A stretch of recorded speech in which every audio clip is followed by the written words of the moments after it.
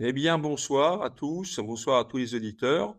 Ce soir, nous avons l'honneur de recevoir sur notre plateau émission le grand professeur Christian Perron, qui revient de Washington euh, en mois de février. D'ailleurs, Christian, lors de mon passage à Paris, on s'est vu. Voilà, on a pu échanger de façon toujours très sympathique.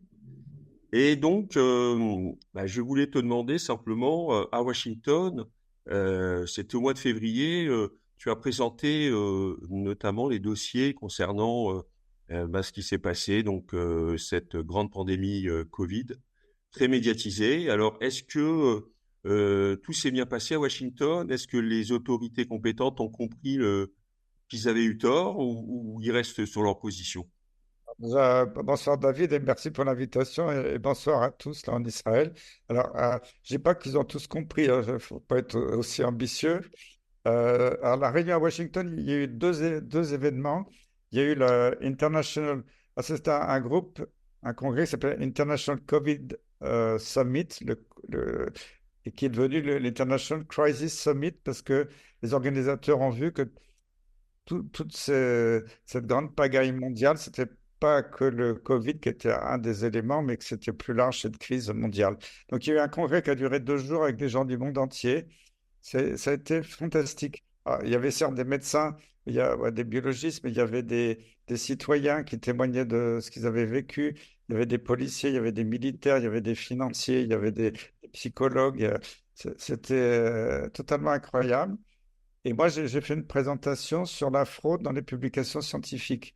Parce que quand je me battais pour la reconnaissance de la maladie de Lyme chronique déjà depuis des années, c'était les rédacteurs en chef eux-mêmes des grands journaux médicaux, le New England Journal of Medicine, le Lancet, qui étaient considérés comme vraiment les journaux majeurs, avaient avoué eux-mêmes, ils l'ont écrit, c'est pas moi qui le dis, que leurs journaux étaient sous l'influence de l'industrie pharmaceutique, que beaucoup d'études publiées étaient biaisées, voire frauduleuses. Et c'est eux-mêmes qui l'ont dit. Là, on a vu l'exemple après, pendant le Covid, avec le Lancet Gate. Donc, j'ai présenté. Alors, déjà, ces publications, soit biaisées, soit où certaines données étaient un peu masquées ou modifiées, voire carrément frauduleuses, avec des données totalement construites, ça existait déjà avant. Mais là, on a vu avec le Covid une floraison de ces études bidons. Et pour moi, ça a été terrible parce que moi, j'avais une grande confiance dans ces journaux scientifiques revus par les pairs, comme on dit. Et je me suis aperçu qu'il y avait une grande manipulation. Et heureusement, au tout début, là, d'ailleurs, après l'affaire du Lancet Gate, avec des amis, donc Xavier Azalbert, qui est le directeur de François, et quelques autres avec des scientifiques de haut niveau, des mathématiciens, on a mis en place une petite équipe pour analyser ce qui était publié. Et quand on voyait que les données n'étaient pas très solides, on a fait des réanalyses scientifiques. Alors, moi, je ne suis pas un mathématicien. Moi, j'ai collaboré sur le plan médical, mais je n'aurais pas eu la compétence en mathématiques, en statistique pour démonter ces articles. Alors qu'il faut, on a répondu directement au journal.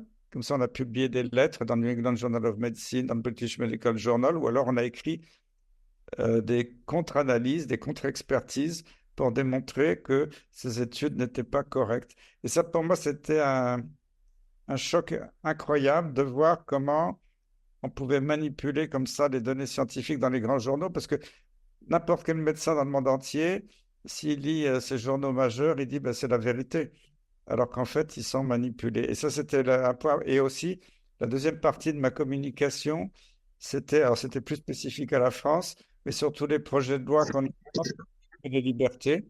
Donc maintenant, en France, il y a une loi qui est en train d'être passée pour empêcher les médecins de prescrire en dehors des recommandations du gouvernement, pour empêcher les médecines naturelles qui existent depuis des millénaires. Là, il y a des nouveaux projets de loi.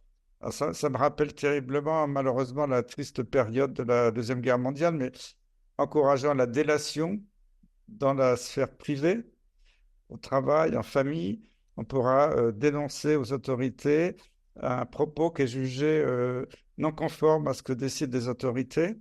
Euh, c'est... Et puis, bah, il y a des projets de loi aussi. C'est terrible en fait. En fait, est-ce que tout ça sert à quelque chose que tu aies montré tout ça, est-ce que les gens maintenant, les instances, ils reconnaissent leur tort ou ils poursuivent Pas du dans tout. leur folie? Continue. Alors après, juste pour finir avec Washington, après on va revenir sur le détail, mais alors ça, c'était les 2 jours de congrès très intenses. Moi, j'étais vraiment ému par le témoignage des camionneurs canadiens qui avaient fait 3000 kilomètres pour arriver à Ottawa en plein hiver, qui occupaient Ottawa. Et Trudeau, il ne pouvait pas s'en débarrasser, il n'avait pas assez de policiers de bulldozers, il leur a coupé leur compte bancaire. Et en plus, il y avait des gars qui témoignaient qu'ils avaient été tabassés. Et il y avait un gars, bon, maintenant il est canadien, il était d'origine roumaine, et il disait, moi quand j'étais jeune, j'ai connu la dictature de Ceausescu. Je pensais vivre dans un pays libéral, démocrate, et j'aurais jamais imaginé être tabassé par la police juste parce que je militais pacifiquement contre le pass vaccinal. Et c'était poignant. Il y avait des policiers de la police montée canadienne, un gars d'ailleurs qui travaillait dans les services de renseignement de la police canadienne qui Oui. disait incident. Et tous ces témoignages étaient très chauds. Alors après au Sénat, le lendemain, alors, on était en beaucoup plus petit comité parce que c'est le sénateur Ron Johnson du Wisconsin qui a organisé ça. On était une vingtaine d'invités du monde entier. Moi, j'étais le seul Français. La chance d'être. Fallait soumettre par écrit un petit résumé de ce qu'on voulait dire. Et puis, bon, j'ai eu la chance d'être sélectionné. Et alors, ça a eu un impact mondial parce que alors, c'était en anglais, mais ça a été diffusé par la chaîne du Sénat américain dans le monde entier. Et là, les témoignages étaient vraiment poignants. Et il y avait des médecins, des victimes de l'inoculation qui ont témoigné. Il y avait aussi un gars, j'ai oublié son nom, qui était un trader à la Wall Street et qui a travaillé pour BlackRock et qui gérait des portefeuilles de milliards de dollars et qui racontait toutes les manipulations. Il y avait aussi une repentie de l'industrie pharmaceutique. À ma gauche, il y avait un professeur de Sydney en Australie qui disait toutes les techniques de manipulation des populations. Et tout ça, ça s'est fait sur, je sais pas, quelques heures de façon concentrée. C'est une diffusion mondiale. Alors, je ne dis pas que ça va révolutionner la planète, mais c'était important que ça se passe au sein du Sénat américain, même si ce n'était pas tout le Sénat. Bien sûr, ce n'était pas la séance plénière, mais je crois qu'il commence à y avoir un réveil dans beaucoup de pays. Et grâce à toi, parce que tu ne ménages pas tes efforts, tu t'es mobilisé, tu m'as dit encore une fois que tu travaillais encore plus depuis la retraite. Et donc, tu es par Mont et par Vaux. Et comme on disait tout à l'heure, juste avant le débat, l'interview, c'est que en fait, la médecine, c'est la morale. Et moi, je te compare, tu es mon ami, et je te compare vraiment à un chevalier, le chevalier Bayard, voilà, comme on a appris à l'école. En fait, sans peur, parce que sans reproche, en fait. En fait, tu n'as pas peur parce que tu n'as pas de reproche, tu es droit dans tes bottes, tu n'as aucun intérêt à faire ce que tu fais. Tu le fais pour... Ah, attendez, vous pouvez fermer votre micro, s'il vous plaît? Ah, attendez, je vais essayer de fermer les micros, quand même. Euh, attendez, excusez-moi, c'est un problème technique.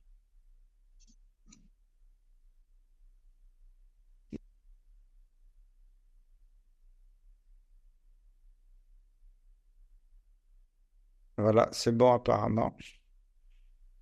Oui, je vais fermer tous les micros car on a un auditoire très très important qui sont à nous écouter là en Israël en direct de Jérusalem. Donc, je vois un petit peu. Est-ce que Christian, tu vois que tout est fermé, toi? On n'est Voilà, que médecin, on fait aussi de la technique.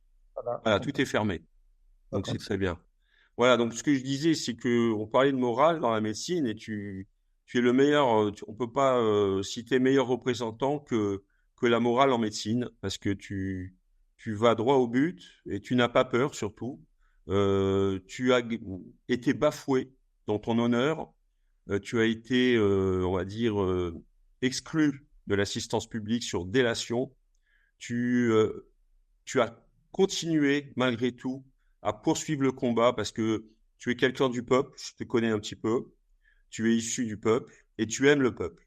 Et donc, quand il y a une injustice, tu ne l'acceptes pas et tu vas jusqu'au bout. Tu as pu te battre avec les moyens légaux, toujours, de façon pacifique.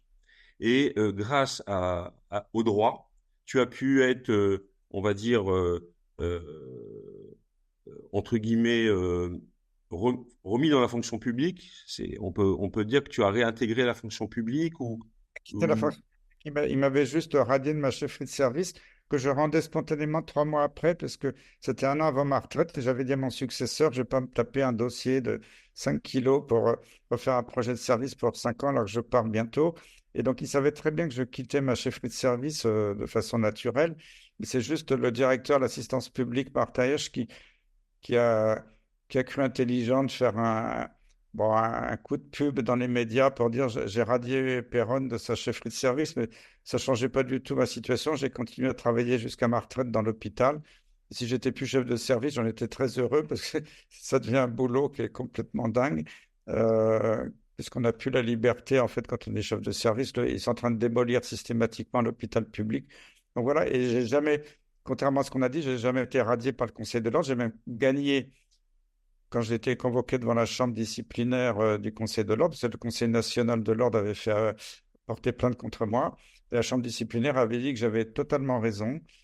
Ils ont dit que vu mon CV, mon expérience nationale, internationale, j'étais une des rares personnes à comprendre la situation en France et que j'avais non seulement le droit d'exprimer un avis divergent, j'en avais même l'obligation. C'était très fort, un avis du Conseil de l'ordre. Bon, je pense que le ministre s'est un peu étranglé quand il a lu le verdict, et c'est pas grave. Euh, je lui souhaite le bonjour quand même. Mais... En tout cas, tous les amis d'Israël t'ont toujours soutenu. Tu sais que tu peux compter sur nous et on apprécie énormément ton travail. Voilà. Et aux auditeurs, je voudrais aussi rappeler que le professeur est un grand médecin. Il était chef de service à l'hôpital. Tu me dis si je me trompe, hein, Christian. On fait ça décontracté à l'hôpital Garches Raymond Poincaré en spécialité maladies infectieuses et tropicales. Tu as fondé beaucoup d'institutions, des institutions notamment pour, je crois, la prise en charge des maladies vectorielles. Euh, J'ai été surtout président de commission officielle. Alors, ça s'appelait au début le Conseil supérieur d'hygiène publique de France. Après, il y a eu le Conseil de la santé publique. Aussi, j'ai présidé le comité technique des vaccinations. Donc, j'ai présidé des comités tout à fait officiels. Et pendant 15 ans, j'ai conseillé les gouvernements. J'ai rencontré tous les ministres de la Santé, leur cabinet, pour les conseiller en cas de crise sanitaire, d'épidémie, de problèmes de vaccination. Et en plus, j'ai été pendant plusieurs années vice-président à l'OMS du groupe d'experts pour la vaccination, alors, le groupe de l'Europe. Et la grande Europe de l'OMS, c'est beaucoup plus large que l'Union européenne. Il y a les pays du nord de l'Europe qui ne sont pas dans l'Union européenne, les pays de l'Est, il y a la Russie, toutes les républiques russophones d'Asie centrale, il y a la Turquie et même Israël. et Israël. Voilà, donc j'étais le vice-président d'Israël. Non, je rigole. Bientôt président, bientôt Voilà. ministre de la Santé en Israël, parce qu'il va y avoir du changement en Israël, donc on te prend avec nous, on aura un bon ministre de la Santé. Et c'est ce qu'il nous faut, un bon ministre de la Santé. Et donc, Christian, oui, donc vice-président de la Commission européenne des politiques vaccinales, c'est pas rien. Donc, en fait, tu sais ce dont tu parles, donc tu ne dis pas. Voilà, c'est pour ça que j'ai été très choqué de voir que n'importe qui pouvait donner son opinion. Et j'ai regardé donc avant de faire l'émission, c'est que sur Wikipédia, ils ont mis quelque chose qui m'a vraiment déplu. Ils ont mis que tu avais contribué à la désinformation. Oui, Voilà. mais fier, il faut leur dire. Je refuse Euh, de voilà, Wikipédia. donc je rappelle, donc de tous ces postes-là, tu as eu aussi, tu as plus de 300 publications internationales, scientifiques. Et tu as écrit aussi des livres à succès, hein, je vais les citer, hein, chez Albin Michel, Y a-t-il une erreur qu'ils n'ont pas commise en 2020, quand ça a commencé, donc l'épidémie, la pandémie Covid. Décidément, ils n'ont toujours rien compris, c'est en 2021. Et puis, les 33 questions, là en 2022, auxquelles ils n'ont pas répondu. Donc, en fait, trois, on va dire, best-sellers puisque les Français ont acheté en masse les livres. ils ont été dans les premiers, je crois. J'avais déjà écrit un livre sur la maladie de Lyme chez Odile Jacob, qui a été traduit en anglais, qui s'appelle Crypto-infection, Crypto-infection chez Hammersmith. Donc, oui, oui. Puis, moi, où je suis fier aussi, c'est quand j'entends des médecins de plateau qui racontent n'importe quoi, sans aucune expérience, puis qui savent tout sur le Covid. Depuis le début de la crise Covid, je suis co-auteur de 14 publications scientifiques dans des revues internationales à comité de lecture en 4 ans. Donc, parce que là où ils ont du mal avec moi, c'est que je crie pas au loup en hurlant comme ça. Quand je dis quelque chose, c'est sourcé. D'ailleurs, ils ont cherché à faire des procès sur mes livres en disant que je disais n'importe quoi, que je diffamais. Ils n'ont jamais trouvé une seule faille. J'ai jamais diffamé personne et tout ce que je dis, c'est sourcé, il y a les preuves. Et le fait d'avoir publié 14 articles scientifiques depuis le Covid, ça prouve que ce que je dis, c'est de t'appuyer sur des données scientifiques solides. Et ça, pour moi, c'est important de ne pas juste hurler, mais de rester droit dans ses bottes sur des bases scientifiques. Malheureusement, on a vu beaucoup de médecins, d'experts délirer, alors qu'ils n'avaient aucune source dans leurs affirmations. Ouais. Alors là, on est là aussi parce que tu as poussé un cri, on va dire, notamment avec ce qui se passe avec l'OMS qui continue dans sa foulée, puisque le 27 mai, il y aura un vote qui concerne en fait l'adoption d'un traité sur les pandémies, mais aussi la révision en fait carrément du règlement sanitaire international. Est-ce que tu peux nous en dire un petit peu plus? C'est vrai que l'OMS, moi j'y ai travaillé, donc je l'ai vu de l'intérieur. Ça a été créé par l'ONU après la Deuxième Guerre mondiale. Et l'OMS, c'était superbe au début. C'était une agence mondiale, multinationale, où chaque pays payait sa cotisation. C'était une agence, je dirais, de public au service de tous les peuples du monde pour essayer d'améliorer la santé publique mondiale. Et c'était une magnifique initiative. L'OMS a fait des très belles choses pendant plusieurs décennies. Mais malheureusement, depuis une vingtaine d'années, l'OMS a été complètement rachetée par des lobbies privés. Un premier, bon, c'est la fondation Bill et Melinda Gates, à elle toute seule, et par sa fondation Gavi, qui est sa fondation de l'Alliance pour les vaccins. Et après, il y a tous les laboratoires pharmaceutiques qui payent aussi, qui apportent un financement majeur. Donc finalement, maintenant, les cotisations des États sont devenues secondaires, si bien que l'OMS est devenue une grande agence de promotion des intérêts de l'industrie pharmaceutique, ce n'était pas du tout prévu à la base. Et moi, j'étais fier quand ils m'ont coopté pour entrer à l'OMS, que j'étais après, ils m'ont demandé d'être vice-président. Moi, j'étais très fier de travailler pour l'OMS. Mais petit à petit, j'ai vu la dérive et l'OMS n'est plus ce qu'elle était. Et là, le projet il est terrible parce que ce qu'ils voudraient, alors c'est pas sûr que ça passe, hein, mais bon, l'année dernière, ils avaient essayé de passer ça, mais les règles de vote étaient compliquées. Et, maintenant, ils ont transformé le règlement intérieur pour que ce soit adopté éventuellement à la majorité simple. Donc, ils vont mettre au vote à l'Assemblée mondiale de l'OMS. Moi, j'avais dit le 24 dans ma vidéo, parce que le 24, c'était la date où tous les États devaient envoyer leurs conclusions, Ouais, ce que avant. j'ai compris en fait, alors pour expliquer un petit peu, donc il y a eu déjà un texte qui a été envoyé un petit peu à tout le monde. Il y a 194 États, c'est de l'OMS. Il faut dire à tous nos auditeurs que c'est l'ONU, c'est une agence de l'ONU, hein, et donc il y a 194 États qui ont ratifié et qui sont à l'ONU. Et donc en fait, il y a même donc ces textes-là, ils ont eu le temps de les voir. Et donc le 27 mai, il y a donc ce vote. Et ce qui est terrible, ce que j'ai pu comprendre, c'est qu'il y a des États, comme par exemple la France, qui ne va même pas voter. Ils ont délégué, alors peut-être je me trompe, c'est pas Ursula Andress, mais une autre Ursula de l'Europe, du Conseil européen, qui va voter pour la France. Voilà. Et je crois qu'en Europe, d'après ce que j'ai entendu dire, j'ai pas je ne sais pas pour les autres pays, mais je crois qu'un des rares pays qui a gardé son indépendance, c'est l'Italie. Mais sinon, la France et beaucoup d'autres pays européens ont délégué déjà à l'Union européenne ce qui va se passer. Alors, si le vote passe, qu'est-ce que ça veut dire quoi? Déjà, l'OMS a changé depuis un certain temps la définition d'une pandémie. Moi, quand j'étais jeune, quand tu étais jeune aussi, quand on apprenait la médecine, après, quand on a Ça fait exercé, pas longtemps, hein. C'était hier, ça a changé. C'est hier, hein. Quand, quand il y avait une pandémie, c'était une épidémie grave qui touchait tous les continents, parce que pandémie, ça veut dire que ça touchait le monde entier, et surtout qui faisait des morts. Pour déclarer une pandémie, il fallait que ce soit une maladie épouvantable qui tue. Alors maintenant, l'OMS a changé ses critères de définition, on peut déclarer une pandémie sans aucun mort.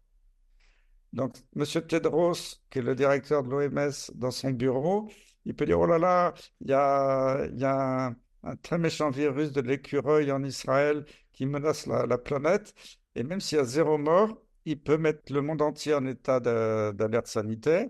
Alors, si le traité passe, alors, après, une fois si jamais il était voté, j'espère pas, ce sera l'organisation, à l'Assemblée nationale pardon, l'Assemblée mondiale de l'OMS, ce sera entre le 27 mai et le 1er juin. Si jamais ça passait, après, il faudrait quelques mois pour que tous les États ratifient, donc il y aura encore un processus politique. Mais si tout ça passait, donc M. Tedros, dans son bureau, disait, voilà, il y a un nouveau virus terrible qui va ravager la planète, il y a zéro mort. Il va dire, ben, il pourrait imposer des trucs complètement dingues à tous les pays du monde sans avoir à en référer ni au gouvernement ni au parlement des pays. Il sera au-dessus. Ce sera le super chef mondial. Super chef. Et il pourra fermer les frontières, il pourra nous imposer des confinements, nous imposer des inoculations de produits expérimentaux. Et ce qui m'inquiète aussi, c'est que récemment, Bill Gates a dit, ah ben oui, non, pour le Covid, le développement du soi-disant vaccin était beaucoup trop lent.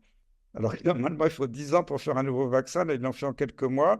Et là, Bill Gates a appelé, si jamais il y a une nouvelle pandémie, parce qu'ils l'ont déjà dans les tiroirs, il faudra développer le nouveau vaccin miracle en 3 mois. Donc, tout ça est diabolique et très inquiétant. Ça menace totalement nos démocraties. Euh, et, et- et ce qui me rassure, c'est qu'il y a des pays qui commencent à arriver dans les brancards, à commencer par les États-Unis, parce que là, il y a une Et la révolte. Suisse, j'ai vu que la Suisse, ils faisaient pas mal de manifestations. Ils ne veulent pas ça. Ils veulent pas. Ils veulent rester souverains sur leur santé. Il y a des pays qui commencent vraiment à ruer dans les brancards et aux États-Unis, ils n'ont dit pas question qu'on touche à notre souveraineté et ils ont raison. Mais Macron, pour la France, il s'est déjà totalement couché. Ah oui. Mais quand on parle des réactions dans les pays, j'étais très heureux il y a quelques jours de voir qu'en Allemagne, il y a un immense scandale. On en parle tous les jours dans les médias principaux allemands. C'est qu'ils ont découvert que le ministère de la Santé allemand, le ministère fédéral, savaient depuis plusieurs mois que les mesures qu'ils allaient prendre étaient inefficaces, que les produits expérimentaux n'allaient pas marcher, tout ça. Et malgré ça, ils ont imposé des mesures terribles contre leur peuple. Et c'est en train d'exploser en Allemagne. En Angleterre, je ne sais pas si tu as vu il y a quelques jours, il y a je ne sais plus quelle instance officielle qui commence à qui est de façon euh, un des fabricants de soi-disant vaccins en disant vous avez menti au peuple et manipulé le peuple britannique. Donc, c'est quand même pas rien quand on voit l'Allemagne qui a réagi, la Grande-Bretagne. Alors, la France est couchée parce que Macron a donné quelques milliards. C'est pas moi qui le dis, c'est lui-même qui l'avait dit. Donc, c'est pas Non, non, mais on va pas se faire attaquer, t'inquiète pas. une affront, c'est lui-même qui l'avait dit. Euh, les médias en France sont totalement couchés et ne parlent de rien. Et ça, c'est terrible parce que c'est... Oui, on n'était pas au courant. Si tu m'avais pas envoyé ce WhatsApp et toutes ces informations, je n'étais pas au courant de tout ce qui était en train de se. D'ailleurs, on a l'impression qu'on est dans un pire que un mauvais film de science-fiction. On a l'impression que comme c'est passé le Covid, cette pandémie, on avait l'impression qu'on était dans un cauchemar. Et je trouve que d'ailleurs, les gens ont très vite oublié que, par exemple, quand il y a eu le vaccin, ils ont décrété une mesure d'urgence pour le mettre, en fait, qu'il soit commercialisé, alors que normalement, la FDA ne l'avait pas approuvé. Et donc, ils ont passé des pseudo-lois. D'ailleurs, les gens n'y comprenaient plus rien. Ils disaient non, c'est pas possible. Oui, c'est possible. C'est l'OMS qui a déclaré qu'on était dans un état d'urgence. Et donc, il suffit d'une personne, parce qu'apparemment, ce vote, le président, le directeur de l'OMS aura les pleins pouvoirs. Comme tu dis, il pourra dire, il se lève du mauvais pied, hop, il y a un écureuil, un virus de l'écureuil, il va dire par mesure de précaution, tout le monde se met en isolement, le confinement, et puis il peut même imposer des produits. Et comme il c'est même plus maintenant, on va dire indépendant, comme il y a des intérêts privés, donc c'est des choses de carrément de conflit d'intérêts. Mais je comprends même pas comment bah, les nations ne dénoncent pas ça, même les médias n'en parlent pas. C'est ça, Christian. En France, les médias sont achetés, c'est de notoriété publique, c'est Macron lui-même qui l'a dit. Bon, c'est triste, moi ça me fait froid dans le dos. Il faut quand même que les peuples puissent garder une certaine souveraineté, en tout cas en matière de santé publique. Bah oui. Et là, on est en train d'aller directement dans le sens On d'une voit le dictature via le sanitaire. coronavirus, ils ont un peu raté leur coup parce que, fort heureusement, il n'a pas été si dangereux que ce qu'ils avaient annoncé. Malheureusement, il faut rendre hommage, il y a quand même des millions de victimes dans le monde, surtout des personnes très âgées, des personnes très fragiles, obèses, avec des grands diabètes ou des grosses maladies cardiovasculaires ou respiratoires. Euh, mais finalement, même quand on regarde les courbes en France, il y a presque pas eu d'excès de mortalité globale, hein, pendant l'épidémie de la première, deuxième vague, parce qu'à partir de la troisième vague, le virus était devenu très bénin, il n'était plus du tout virulent. Euh, Alors qu'en revanche, on voit un pic de mortalité dans tous les pays qui ont inoculé massivement depuis les campagnes d'inoculation. Euh, et là, le pic de mortalité, malheureusement, il touche toutes les tranches d'âge, y compris les plus jeunes, et surtout aussi un pic de stérilité. Et c'est reconnu. Ce qui me fait mal au trip, c'est que ça fait déjà 2 ans, mais que le journal Le Parisien, qui est pro-gouvernemental à fond, ils avaient déjà reconnu. Ah ben oui, tiens, c'est bizarre, il y a une augmentation de la mortalité en France, mais on ne sait pas d'où ça vient. C'est le réchauffement climatique. Puis la chute. Même Macron l'a reconnu récemment, il y a quelques semaines. Il a dit, oh là là, c'est terrible, il y a une chute de la fécondité en France. Alors même, bon, j'ai trouvé ça un petit peu vulgaire. Au moment où il voulait faire la guerre en Ukraine, il faut réarmer les Français pour la fertilité, quoi, pour féconder. Ils le reconnaissent, mais à chaque fois, ils disent, on ne sait pas d'où ça vient. Le CDC d'Atlanta l'avait reconnu en disant unknown origin, origine inconnue. Et alors, ils balancent des théories, voilà, que c'est le réchauffement climatique, que c'est je sais pas quoi, ils trouvent des théories totalement hallucinantes. Mais on est en face dans le monde entier. Alors, je ne parle pas des pays qui ont résisté à l'inoculation, mais les pays qui ont été soumis à cette règle terrible, ben, on voit quand même une augmentation. Alors, je rassure quand même tous les gens inoculés, beaucoup vont s'en sortir très bien parce qu'il y a une diversité génétique, les gens vont finir par éliminer spontanément tout ça.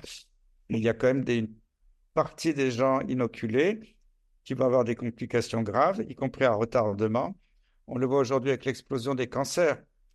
Euh, L'année dernière encore, quand on parlait de ça, des turbocancers, ces cancers fulgurants après l'inoculation, tous les fact-checkers disaient, mais c'est des théories complotistes, c'est n'importe quoi, les sociétés de cancérologie, disons, on voit aucune augmentation. Et comme par hasard, c'est tout récent, en tout cas pour la France, des sociétés de cancérologie commencent à reconnaître, ah tiens, explosion des cancers, notamment le cancer du pancréas, mais d'autres.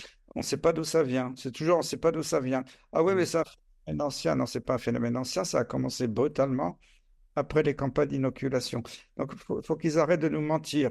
Ils ne pourront pas cacher les morts sous le tapis éternellement.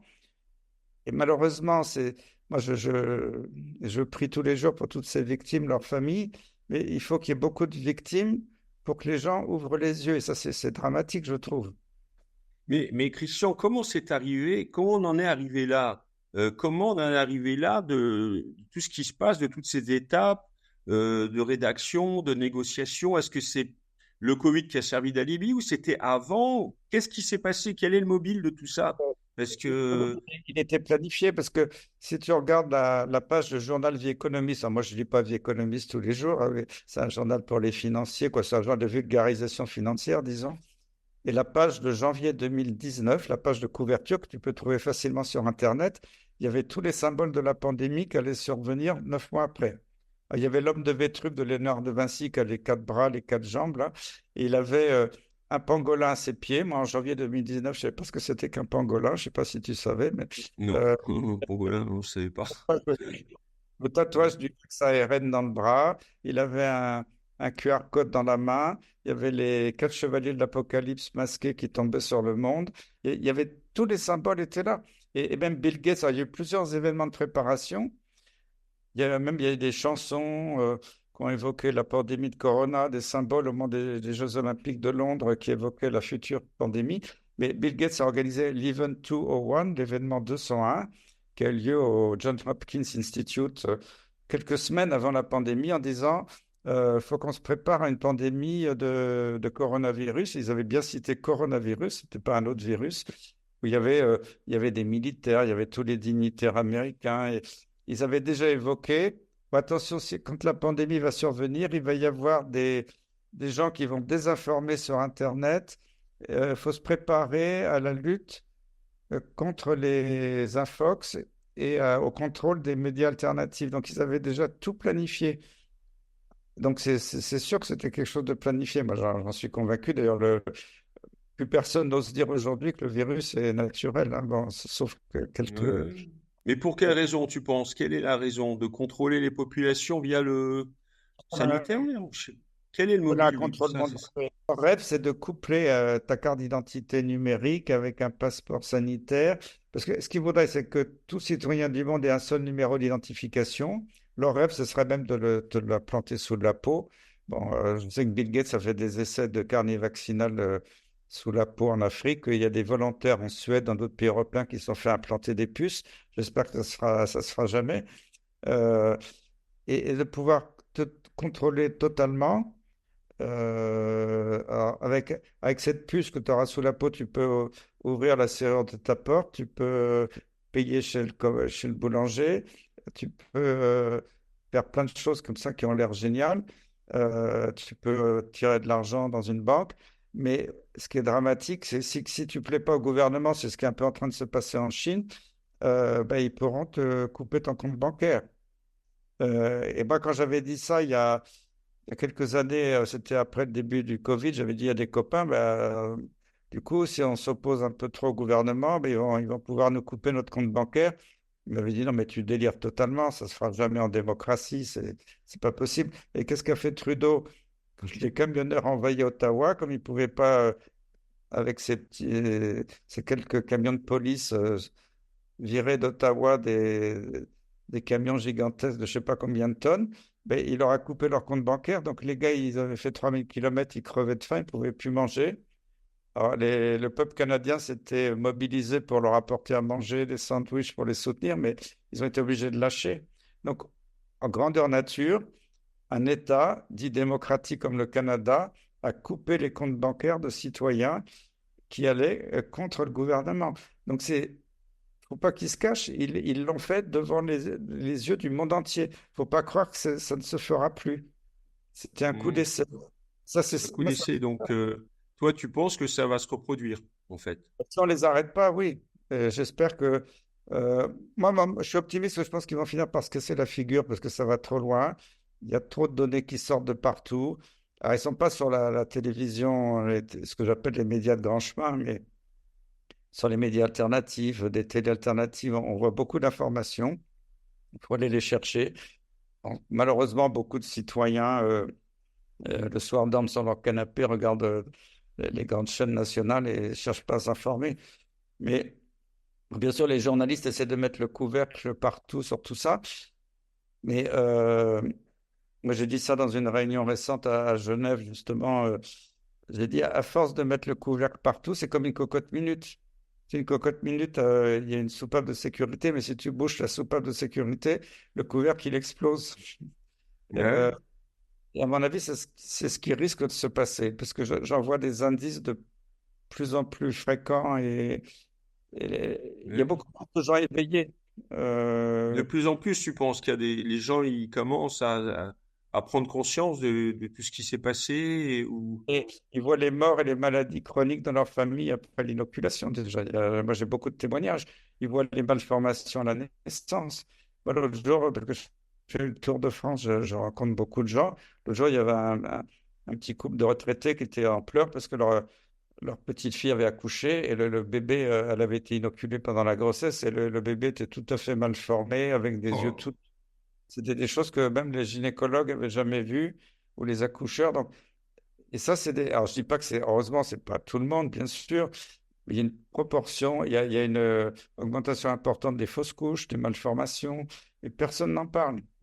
Je me souviens d'un gynécologue de La Rochelle il y a 2 ans déjà qui avait témoigné en disant tout ça. Alors il s'est fait rabrouer, après on a dû le mettre de côté, le menacer, on ne l'a plus entendu. Mais ce sont des faits, hein. Et en tout cas, l'augmentation de mortalité, la baisse de la natalité, l'augmentation des fausses couches, c'est des faits. C'est pas du vent, hein. Ouais, parce que en plus, l'OMS, en reparlant de l'OMS, puisque c'est en fait l'OMS, elle a été créée avec comme objectif le bien-être physique, mental et social. Or, ils sont en train de faire euh, tout ce qui ne, enfin, l'objectif est complètement inversé. On est dans un monde inversé.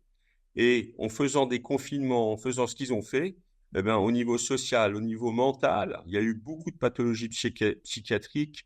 On n'avait jamais vu de suicide chez les enfants. On en a vu pendant la pandémie Covid. Moi, Et j'étais en même, contact. Voilà. la Société française de pédiatrie qui a plutôt suivi le gouvernement, je dirais, pendant cette crise quand même. La seule fois où je les ai vus un peu se révolter, c'est quand il y a eu des suicides d'enfants, notamment à l'hôpital Robert Debré à Paris, qui est un hôpital pédiatrique. Parce que les suicides d'enfants, c'était rarissime. Les suicides d'adolescents, il y en a toujours eu un petit peu, malheureusement, des adolescents mal dans leur peau. Alors là, ça a augmenté beaucoup. Mais les suicides d'enfants, c'était vraiment quelque chose de tout à fait nouveau. Et de même de masquer les enfants pendant 2 ans. Moi, Une souffrance terrible. je suis fier d'avoir participé à une étude qu'on a publiée dans un journal international sur l'effet du masque sur les enfants, parce qu'on prenait la saturation en oxygène il y a des petits saturomètres, ça ressemble à une pince à linge, ça fait pas mal, on le met au bout du doigt à la sortie de l'école. Et il y avait 15% des enfants qui étaient en manque d'oxygène le soir. Et ils avaient des répercussions psychologiques terribles parce on les empêchait de jouer dans la cour de récréation. Ils ne devaient pas approcher à moins de 2 mètres d'un camarade. Ils ne devaient pas se toucher. Euh, on leur a volé leur jeunesse. Tout ça pour On rien. a, Alors, ouais. après, les enfants ne faisaient pas de Covid grave et ne contaminaient pas leurs grands-parents. Ça, c'est ce qu'on avait raconté à la télé, mais c'était complètement faux. Et, et moi, ce qui m'a toujours traumatisé, c'est le jour, après une année de masquage des enfants, comme ça, la deuxième année, Emmanuel Macron est arrivé à la rentrée scolaire à la télévision. Il a dit oh, vraiment, vous les Français, vous n'êtes pas sérieux, on va être obligé encore de masquer les enfants pendant une année scolaire à l'école. Et ce qui m'avait fait mal au ventre, c'est quand il a dit ça, il avait le regard illuminé, il jouissait. Pour moi, ça Ouais. m'a traumatisé On de en voir. avait parlé lors d'un précédent Zoom et, et en fait, lors d'un précédent, au tout début du Covid, tu m'avais parlé de cet enfant de 9 ans qui s'était suicidé. Oui. Et moi, tu vois, pour l'avenir de nos enfants, nous on fait je suis président fondateur de Émission, donc l'association qui soutient les enfants malades en Israël de toute origine et de toute confession, je le dis, parce que malheureusement, j'ai souvent été attaqué, puisque quand il y a le mot Israël, tu as compris la connotation, et voilà. Donc, c'est un peu dommage que je sois obligé de le dire, mais on aide tous les enfants de toute origine, de toute religion, de toute confession. Et donc, quand il y a eu les vaccinations, moi, j'ai été choqué. Déjà, à l'aéroport, dans les aéroports à nous en Israël, à l'aéroport Ben Gurion, euh, il y avait les tests. Tu t'en souviens, bien sûr, les tests. Et il y avait des enfants devant moi. Et je me souviens, il y avait un enfant, il pleurait, il pleurait. Et c'était des étudiants ou c'était des jeunes qui faisaient ça pour gagner un peu de sous. On leur donnait un peu de sous. Il n'arrivait pas à faire le jeune. Donc il insistait, l'enfant il voulait pas, il criait, les parents ils disaient faut le faire, mais on était arrivé dans un état de panique. Alors moi je suis pas du tout un héros, mais j'ai dit mais écoutez monsieur, vous voyez bien le bon sens, c'est que d'ailleurs il faut le dire au fait aux invités, aux auditeurs, Christian est le vice-président de Bon Sens, c'est une association qui défend les droits d'ailleurs des Français et de la liberté. Et donc le bon sens, je leur ai dit, écoutez, arrêtez. Vous lui avez fait une fois, faites-le. Non, il faut le faire. Et ça a été un pugilat parce que ceux qui me connaissent ici, ils savent que même quand il y a eu les vaccins pour les enfants à Natania, je me suis opposé. Il y a la police qui est venue, etc. Mais on a fait fuir tous les gens qui étaient à l'intérieur. Ils venaient les gens. pour vacciner leurs enfants. On leur avait dit, vous pouvez gagner un iPad, vous allez gagner une part de pizza, les enfants pourront faire du manège, venez, on vous fera le vaccin. J'ai trouvé ça, mais vraiment euh, horrible, quoi. C'est comme il disait tout à l'heure, docteur Chiche, la médecine, c'est la morale. On est dans on doit, quand il y a la morale, avoir la désobéissance civile. C'est-à-dire, on ne doit pas obéir à une loi qui est injuste et qui fait souffrir les gens, et notamment les enfants. En Et plus, donc, en fait, le fait d'avoir fait cette intervention, eh ben après, tout a été bloqué. ce Voilà. virus, il a été méchant, surtout la première vague, un peu moins la deuxième vague. Après, il n'y a plus du tout de saturation des hôpitaux. Même, initialement, même la saturation, elle était organisée, il n'y avait pas une vraie saturation. Le virus est devenu de plus en plus bénin. Donc, comme ils voyaient que l'épidémie était en train de se casser la figure, ils ont inventé l'épidémie de tests positifs. C'est-à-dire qu'ils obligeaient tous les gens à aller se faire des tests tous les jours pour aller travailler, les gens en parfaite santé, ou si on avait croisé un chien qui éternuait, il fallait faire le test PCR. Et les tests PCR étaient calibrés pour qu'il y ait énormément de faux positifs. Et donc, à un moment donné, toute une partie de ces courbes officielles de cas, c'était pas du tout des cas de Covid, c'était des tests faussement positifs. Et en plus, que moi j'ai trouvé abominable, la PCR est arrivée en usage courant à l'hôpital, pas en médecine de ville, mais à l'hôpital, c'est arrivé juste après la grippe de 2009. Donc ça fait déjà plus de 10 ans, 15 ans. On l'utilise régulièrement à l'hôpital quand il y a une, quelqu'un qui a une pathologie respiratoire un peu douteuse. Ben, on fait des tests PCR pour le virus de la grippe et tous les virus respiratoires connus. Mais on l'a toujours fait de façon très discrète, avec un petit tuyau très fin. On enfonce de 2-3 centimètres dans la narine, on aspire. Ça n'a jamais été cette tringle à rideau qu'on enfonce au fond des fosses nasales pour démolir la base du crâne, parce qu'il y a comme eu des complications de méningite après cet test PCR, là. C'était diabolique. Et surtout, on savait très bien que les tests salivaires marchaient tout aussi bien, parce que si le virus il est dans la profondeur du nez, mais il est aussi en surface, il est aussi dans la salive. Et pourquoi des êtres maléfiques ont fait presque interdire les tests salivaires dans beaucoup de pays? Ça, c'est un En monstre. Israël, alors en Israël, c'était moins fort qu'en France. Oui, mais il y a eu En des... Israël, on mettait en salivaire et un tout petit peu. Tandis qu'en France, ils te mettaient la tige jusqu'à l'ethmoïde. Moi, j'en pleurais à chaque fois. J'avais des douleurs à l'œil parce qu'ils y allaient à fond à la caisse. Et Il donc, y a aucune c'était terrible. justification scientifique. C'était honteux de faire ça. C'était honteux. Bien sûr, c'était honteux. Donc bon, alors maintenant, qu'est-ce qu'on fait? Quelles sont les solutions? Donc, ce qu'on fait, les émissions, informer. Alors, qu'est-ce qu'on peut faire tous ensemble, Christian? Alors, moi dans ma vidéo, parce qu'il y a des vidéos là, que tu as vues où j'ai appelé un peu les Français à se mobiliser. Dans cette vidéo, je suis content parce qu'elle a été traduite en anglais, va être traduite, quoi, pas traduite, mais sous-titrée dans différentes langues. Elle a déjà fait un peu le tour du monde dans certains pays. Moi, ce que je disais aux Français, c'est bon, voilà, nous on se bat, mais c'est à vous aussi de vous battre maintenant, de vous bouger les fesses, parce que on est beaucoup plus nombreux que le petit nombre de gens qui décident pour nous.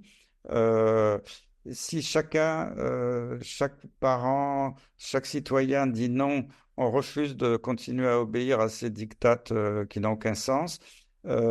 J'ai dit, mobilisez-vous, écrivez à tous vos députés, demandez à rencontrer vos députés, vos sénateurs, les maires, les journalistes, et et challenger-les en les mettant déjà au courant, parce que moi, depuis, j'ai des retours de Français qui m'ont dit, ben voilà, j'ai pris contact avec mon député sur le traité de pandémie OMS, il tombait des nues, il ne savait pas ce que c'était. Parce que quand un député français ne sait même pas ce que c'est que le projet de pandémie qui va supprimer la liberté, y compris du Parlement français, c'est quand même inquiétant. Donc, le peuple, on est beaucoup plus nombreux dans le monde que les soi-disant élites. Et si chacun se bouge, c'est comme Gandhi qui était tout nu dans son sari en Inde, il a gagné contre l'Empire britannique parce qu'il faut résister de façon pacifique, dire non, faire diffuser surtout l'information partout. C'est pour ça que je suis heureux d'être avec toi ce soir pour faire passer cette information et que les gens se bougent. Les gens n'ont pas conscience que si tout le monde se bouge, c'est une puissance énorme.